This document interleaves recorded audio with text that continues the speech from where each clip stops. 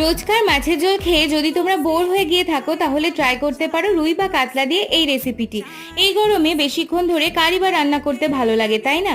কাতলা মাছের এই রেসিপিটা কিন্তু খুব সহজে ও কম সময়েই হয়ে যায়।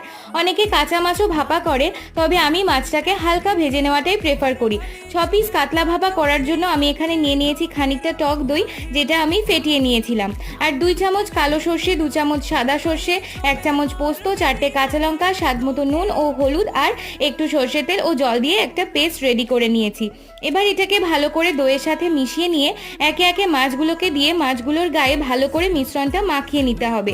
মাখিয়ে নিয়ে দিয়ে দিয়েছি অল্প পরিমাণে কাঁচা সর্ষের তেল ও 3টে চেরা কাঁচা লঙ্কা।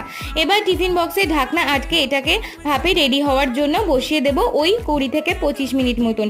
আর গ্যাসের ফ্লেমটা কিন্তু অবশ্যই হাই রাখতে হবে। তারপর নামিয়ে নিলেই তৈরি হয়ে যাবে আজকের রেসিপি কাতলা ভাপা। সবাই ট্রাই করে জানিও কেমন লাগলো।